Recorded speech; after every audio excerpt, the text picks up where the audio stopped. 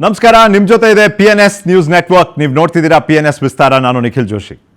ಯಾವುದೇ ಒಂದು ವಿಷಯದಲ್ಲಿ ನಿರ್ಧಾರ ಅಥವಾ ಪರಿಹಾರ, ಕಲಿಕೆ, ತಿಳುವಳಿಕೆ ಇದು ಸಿಗಬೇಕಾದ್ರೆ ಒಂದು ಒಳ್ಳೆ ಚರ್ಚೆ ಆಗಬೇಕು ಆ ವಿಷಯದ ಬಗ್ಗೆ. ಒಂದು ಒಳ್ಳೆ ಚರ್ಚೆ ಯಾವಾಗ ಆಗುತ್ತೆ ಅಂದರೆ ಅರ್ಥಪೂರ್ಣ ಜನಕೇಂದ್ರಿತ ಪ್ರಶ್ನೆಗಳನ್ನ ಕೇಳಿದಾಗ.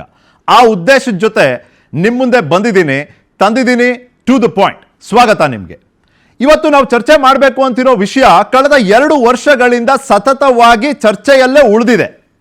ಮತ್ತು ಇದರ ಚರ್ಚೆಯ ಒಂದು ಆಯಾಮಗಳು ಪ್ರತಿದಿನ ಒಂದಲ್ಲ ಒಂದು ರೀತಿ ಬದಲಾಗುವಂತಹ ಲಕ್ಷಣಗಳನ್ನ ತೋರಿಸಿದೆ. ಈಗ ಒಂದು ಬಹಳ ಕುತೂಹಲಕಾರಿ ತಿರುವನ್ನ ಪಡೆದ್ಬಿಟ್ಟಿದೆ ಈ ಪ್ರಕರಣ ಅಂದರೆ ತಪ್ಪಾಗ್ಲಿಕ್ಕಿಲ್ಲ. ಈ ಒಂದು ಪ್ರಕರಣದಲ್ಲಿ ಸಂಬಂಧಗಳ ಬಗ್ಗೆ ಪ್ರಶ್ನೆ ಕೇಳೋದಕ್ಕೆ ಅವಕಾಶ ಇದೆ. ಸಮಾಜ ಕೊಟ್ಟಂತ ಸ್ಥಾನಮಾನವನ್ನು ಬಳಸ್ಕೊಳ್ಳೋದು, ಅದರ ಒತ್ತಡಗಳು, ಅದರ ಪರಿಣಾಮಗಳ ಬಗ್ಗೆ ಕೇಳೋದಕ್ಕೆ ಅವಕಾಶ ಇದೆ. ಅದಲ್ಲದೆ ಒಬ್ಬ ವ್ಯಕ್ತಿಯ ಹಿನ್ನೆಲೆ, ಆ ವ್ಯಕ್ತಿಯ ಭವಿಷ್ಯವನ್ನು ನಿರ್ಧರಿಸುವಂಥ ಆ ಒಂದು ಹಂತದಲ್ಲಿ ಆ ಹಿನ್ನೆಲೆಯಲ್ಲಿ ನಡೆದಂಥ ಘಟನೆಗಳು ಯಾವ ರೀತಿಯ ಪ್ರಭಾವ ಪರಿಣಾಮವನ್ನು ಬೀರ್ಬೋದು ಅಂತ ನಾವು ಈ ಪ್ರಕರಣದ ಮೂಲಕ ವಿಶ್ಲೇಷಣೆ ಮಾಡೋದಕ್ಕೆ ಆಸ್ಪದವನ್ನು ಸೃಷ್ಟಿ ಮಾಡಿ ಕೊಟ್ಟಿದೆ. ನಾನು ಮಾತನಾಡ್ತಿರೋದು ಕರ್ನಾಟಕದ ಪ್ರಖ್ಯಾತ ನಟ ತೂಗುದೀಪ ದರ್ಶನ್ ಅವರ ಪ್ರಕರಣದ ಬಗ್ಗೆ.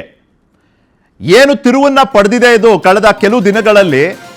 ಗೆಳೆತನ, ಸ್ನೇಹ, ಸಂಬಂಧ ಇದೆಲ್ಲದ್ರ ಬಗ್ಗೆ ಒಂದಲ್ಲ ಒಂದು ರೀತಿ ಪ್ರಶ್ನೆಯನ್ನ ನಮ್ಮ ಮನಸ್ಸಲ್ಲಿ ಹುಟ್ಟಾಕಿದೆ. ಆದರೆ ನಾವು ಸಂಬಂಧ, ಇಮೋಷನ್ನು, ಸೆಂಟಿಮೆಂಟು ಅಂತ ಮಾತಾಡೋದ್ರ ಜೊತೆಗೆ ಕಾನೂನು, ಪ್ರಕ್ರಿಯೆ, ಪರಿಣಾಮ ಈ ಥರದ್ರೂ ಮಾತಾಡಬೇಕಲ್ಲ. ಇವತ್ತಿನ ಚರ್ಚೆಯ ವಿಷಯ ಊಫಿನಾ ಮಾಫಿನಾ. ಇನ್ಫ್ಯಾಕ್ಟ್ ಈ ಮಾಫಿ ಸಾಕ್ಷಿ ಹೇಳ್ತೀನಿ ಅಂತ ಮುಂದೆ ಬಂದಿರುವಂತಹ ಪ್ರದೋಷ್, ಅದ್ರ ಜೊತೆಗೆ ಇನ್ನ ಇಬ್ರು ಈಗ ಅರ್ಜಿ ಹಾಕ್ತೀವಿ ಅಂತ ತಮ್ಮ ಅಭಿಪ್ರಾಯವನ್ನ ವ್ಯಕ್ತಪಡಿಸಿದ್ದಾರೆ. ಇದರ ಕಾನೂನಾತ್ಮಕ ಆಯಾಮಗಳು, ಸಾಧ್ಯತೆಗಳ ಬಗ್ಗೆ ಇವತ್ತು ತಜ್ಞರಿರ್ತಾರೆ ನನ್ನ ಜೊತೆ ಈ ಚರ್ಚೆಯಲ್ಲಿ. ನಾವು ಅವ್ರ ಜೊತೆ ಮಾತನಾಡ್ತಾ ಹೋಗ್ತೀನಿ. ಆದರೆ ಅದಕ್ಕೂ ಮುಂಚೆ ಒಂದಷ್ಟು ಸಾಕ್ಷ್ಯಾಧಾರಗಳಿದ್ವಪ್ಪ. 231ಕ್ಕೂ ಹೆಚ್ಚು ಸಾಕ್ಷಿಗಳು, ಅದರಲ್ಲಿ 3 ಪ್ರತ್ಯಕ್ಷದರ್ಶಿ, 97 ಹೇಳಿಕೆಗಳನ್ನ ಪಡ್ಕೊಂಡಿದ್ದಾರೆ. 8 ನಿರ್ದಿಷ್ಟವಾದ ಈ ಪ್ರಕರಣಕ್ಕೆ ಸಂಬಂಧಪಟ್ಟಂತ ಫೋಟೋಗಳು, CCTV ಫುಟೇಜ್ ಇದೆ, ಕಾಲ್ ಡೇಟಾ ರೆಕಾರ್ಡ್ ಇದೆ, 650 ಪೇಜ್ಗಳ ವರದಿ. ಒಟ್ಟಾರೆ ನೋಡಿದ್ರೆ 5200ಕ್ಕೂ ಜಾಸ್ತಿ ಪುಟಗಳಿರುವಂತಹ ಒಂದು ಚಾರ್ಜ್ ಶೀಟ್.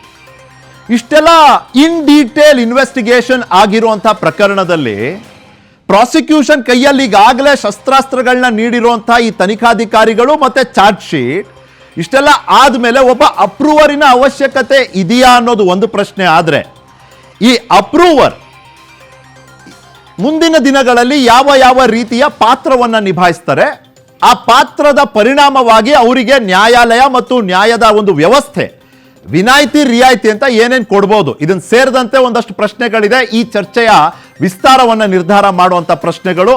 ಚರ್ಚೆ ವಿಸ್ತಾರ ನಿಮ್ಮ ಮುಂದೆ. ಮೊದಲನೇದಾಗಿ ಚರ್ಚೆ ವಿಸ್ತಾರದಲ್ಲಿ ನಾವು ಪ್ರಶ್ನೆಗಳು ಈ ಚರ್ಚೆಯ ವ್ಯಾಪ್ತಿಯನ್ನ ನಿರ್ಧರಿಸುವಂತ ಪ್ರಶ್ನೆಗಳಾಗಿರ್ತವೆ. ಈ ಚರ್ಚೆಯ ವ್ಯಾಪ್ತಿಯನ್ನ ನಿರ್ಧರಿಸುವಂತ ಪ್ರಶ್ನೆಗಳನ್ನ ನಮ್ಮ ಸ್ಕ್ರೀನ್ ಮೇಲೆ ನಾವು ನೋಡಬೇಕಾಗ್ತದೆ. ಮೊದಲನೇದಾಗಿ, ಆರೋಪಿ ಮಾಫಿ ಸಾಕ್ಷಿ ಹೇಳಲು ಮುಂದಾದ ಕೂಡಲೇ ಖಚಿತವಾಗಿ ತನ್ನ ಶಿಕ್ಷೆಯ ಪ್ರಮಾಣ ಕಡಿಮೆ ಆಗುತ್ತಾ? ನಾರ್ಮಲಿ ಒಬ್ಬ ಆರೋಪಿ ಅಪ್ರೂವರ್ ಆಗಿ ಅಥವಾ ಮಾಫಿ ಸಾಕ್ಷಿ ಹೇಳ್ತೀನಿ ಅಂತ ಮುಂದಾದಾಗ ಅವರಿಗೆ ಮೊದಲನೇ ಪ್ರೋತ್ಸಾಹನೆ ಎಲ್ಲಿಂದ ಸಿಗ್ತದೆ ಅಂದ್ರೆ, ನಾನು ನಿಜವನ್ನ ಹೇಳಿಬಿಟ್ರೆ ನನ್ನ ಶಿಕ್ಷೆ ಕಡಿಮೆ ಆಗ್ಬಹುದು, ನನಗೆ ಬೇಲ್ ಸಿಗಬಹುದು, ನನ್ನ ಶಿಕ್ಷೆಯ ಅವಧಿಯಲ್ಲಿ ಆ ನಿರ್ಧಾರವನ್ನ ಮಾಡಲಿಕ್ಕೆ ಅವ್ರನ್ನ ಒಂಚೂರು ತಳ್ಳಿರ್ಬೋದು ಮುಂದೆ. ಆದರೂ ಭವಿಷ್ಯದ ಒಂದು ಚಿಂತನೆ ಜೊತೆಗೆ ಇದು ಒಪ್ಪಿಸ್ತದೆ ಅಂತ.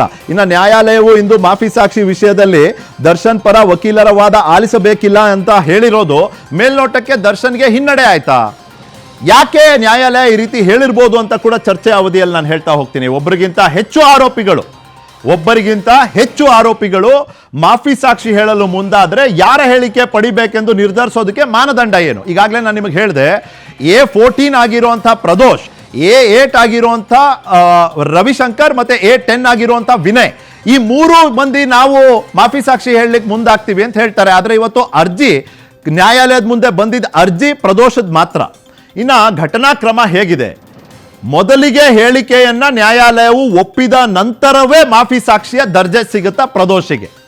ಯಾಕೆ ಕೇಳ್ತೀನಿ ಅಂದ್ರೆ ಇವತ್ತು ಮಾಫಿ ಸಾಕ್ಷಿ ನಾ ಹೇಳ್ತೀನಿ ಅಂತ ಮುಂದಾಗಿ ಅಪ್ರೂವರ್ ಅನ್ನೋ ಒಂದು ದರ್ಜೆಯನ್ನ ಪಡೆದ ಕೂಡಲೇ ಒಪ್ಪಕ್ ಆಗದೆ ಇರೋಂಥ ಒಂದಷ್ಟು ಹೇಳಿಕೆಯನ್ನ ನೀಡ್ಬಿಟ್ರೆ ಅವಾಗ ಅವ್ರು ಅಪ್ರೂವರ್ ಅಂತ ಆಗ್ಬಿಟ್ಟಿರ್ತಾರಲ್ಲ, ಅವಾಗ ಏನಾಗ್ತದೆ? ಹಾಗಾಗಿ ಮೊದಲಿಗೆ ಅವರು ಕೊಡುವಂತ ಹೇಳಿಕೆಯನ್ನ ಪರಿಗಣಿಸಿ ಅದನ್ನ ಪ್ರಾಸಿಕ್ಯೂಷನ್ ಮತ್ತೆ ತನಿಖಾ ತಂಡ ಈ ಎರಡರ ಮುಂದೆನೂ ಅದನ್ನ ಇಟ್ಟು ಅದರ ನಂತರ ಒಂದು ಇದ್ರ ಬಗ್ಗೆನೇ ಒಂದು ವಾದ ವಿವಾದ ಚರ್ಚೆ ನಡೆದು ನ್ಯಾಯಾಲಯದಲ್ಲಿ, ಅದಾದ್ಮೇಲೆ ನ್ಯಾಯಾಧೀಶರು ಇವ್ರನ್ನ ಅಪ್ರೂವರ್ ಅಂತ ಒಪ್ತಾರ.